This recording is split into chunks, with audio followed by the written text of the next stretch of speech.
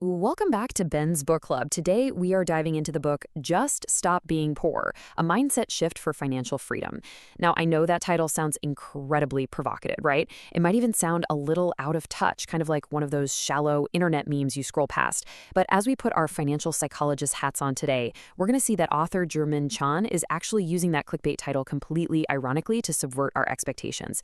He's an entrepreneur and the founder of a fintech platform called Marsupium, and what he's actually written is this deeply clinical psychology-driven guide about exactly why we self-sabotage our own wealth. So let's dive into this explainer and see what is really going on beneath the surface of our bank accounts. I want you to listen to this incredible quote from Chan. You can't budget your way out of insecurity. I mean, wow, that just brilliantly hits the nail on the head.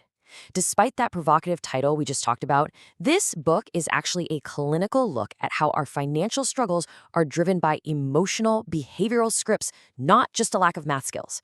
We're so used to thinking of financial freedom as just a numbers problem, right? Like something we can totally solve by just tracking every single penny. But Chan argues that if you're operating from a place of deep-seated fear or shame, absolutely no spreadsheet in the world is going to save you. You literally have to rewire your relationship with yourself first. Section 1. Diagnosing the money problem.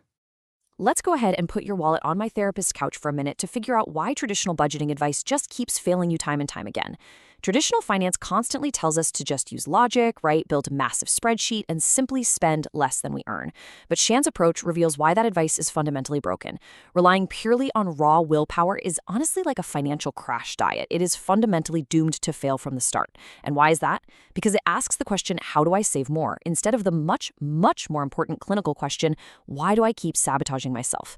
Shauna uses archetypes and behavioral triggers to help us see that money problems are psychological and identity-based long before they're ever mathematical. Here's the hard truth. Spending is rarely a logical action. It's an emotional coping mechanism. We use it for status, we use it to relieve stress, or to artificially manufacture this fleeting feeling of safety. So the absolute crucial takeaway is this. If you feel financially trapped, it is not a failure of discipline on your part. Actually, it's a software error in your financial operating system where spending is being used to self-soothe. Most of those budgeting apps fail because they're always looking backward at what you already spent, rather than addressing the core emotional trigger that actually caused you to swipe your card in the first place. Section 2. Your invisible financial script. Okay, so to find the root cause of this software error, we have to look at what's called your financial script.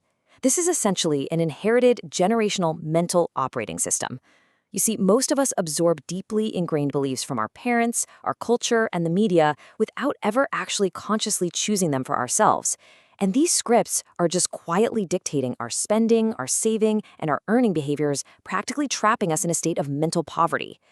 You might think you're doing everything quote-unquote right, working super hard, avoiding bad debt, but if you're operating on a scarcity-based operating system in the background, you're always going to feel stuck.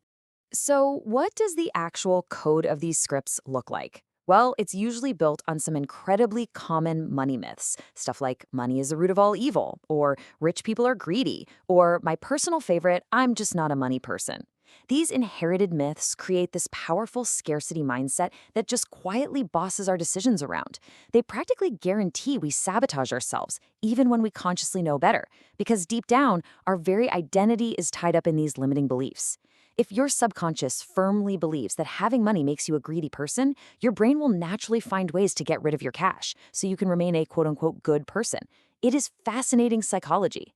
So let's take a quick therapeutic pause right now. I want you to ask yourself honestly, what script are you running? What generational money pattern did you inherit that's secretly dictating your bank account today? Just recognizing the fact that you didn't consciously choose your current financial programming, that is the very first step toward totally dismantling it. Section 3. Financial Identity Capital. Once we successfully diagnose that old script, the treatment plan requires us to completely rewire your self-image through something called financial identity capital. This is the process of shifting your internal identities so that good financial habits finally feel effortless rather than super forced. Chan argues, and I completely agree with him here, that you simply cannot outperform your own self-image. Until abundance and financial responsibility become a core part of who you are, saving money is always going to feel like an exhausting chore. It is the major difference between telling yourself, I am trying so hard not to spend money, versus I am a person who builds wealth. That one little shift in identity changes absolutely everything about how you behave. Chan actually redefines the word poor here. He says it's not about a low bank balance, but rather mental poverty, which is a psychological disconnection from yourself that's fueled by chronic shame. But by shifting towards financial capital, we move toward completely aligned, purposeful decisions. We get to step away from all that toxic hustle culture that's constantly screaming at you to just grind harder, and instead, we make financial wellness a totally natural extension of who we are. When you finally shift that internal wiring, the external results just follow naturally. Section 4. Rewiring how we earn, save, and spend. Now let's write up the actual prescription for the practical application of all this psychology. Remember, Chan isn't just offering some woo-woo motivation here. He's blending the mindset work with real, tangible mechanics. He introduces the Marsupium framework, named after his fintech app that actually uses gamification to teach these very concepts, and it outlines 3 distinct steps. By combining our deep psychological work with these real mechanics, we can create a lasting behavioral shift across 3 critical pillars: earn, save, and spend. Let's break them down. Pillar 1 is all about how you earn. Basically, your income is a reflection of how you value your own time and skills. Breaking the cycle of financial anxiety starts right here, with shifting your internal mindset regarding your true earning potential and worth. Look, if your invisible script tells you that you aren't worthy of wealth, you'll never negotiate a raise, you'll constantly undercharge for your services, and you'll stay completely financially paralyzed. Elevating your earnings absolutely has to start with elevating your self-worth. Now, when Chan tackles the second pillar, save, he totally flips traditional advice right on its head. Traditional advice always makes saving feel like a punishment, doesn't it? Like you're just sacrificing all your fun today. But Chan reframes saving as literally buying your own future freedom and safety. When you flip the mental script from, oh, I'm depriving myself, to, I am actively purchasing my own freedom tomorrow, resisting the urge to hit add to cart online becomes incredibly easy. You aren't restricting yourself at all. You're just reallocating your resources towards something way more valuable to your new identity. And finally, we have pillar 3, spend. This is all about aligning your capital strictly with what genuinely brings value and purpose to your life. Your spending should absolutely never be a tool for keeping up appearances or just a quick hit of dopamine to relieve work stress. Once you've built up that financial identity capital we talked about, your spending naturally becomes this purposeful allocation of resources that actively supports the exact life you actually want to live. Section 5. The final mindset shift. As we prepare to wrap up our clinical session today, let's look at the ultimate takeaway of this explainer and how everything ties together. The traditional approach focuses entirely on numbers and spreadsheets, which relies on short-term willpower and almost always leads to a massive relapse into old, bad habits. The psychological approach, which Chan champions, focuses deeply on identity and emotion, resulting in truly lasting behavioral change. You see, financial freedom is something that is learned, not just earned.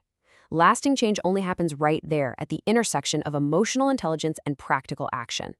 You absolutely have to heal the mindset to execute the mechanics. I want to leave you with this final, vital diagnostic question. What is one invisible rule about money you've been living by that you need to unlearn today? I really want you to reflect deeply on this question to start rewriting your own financial operating system.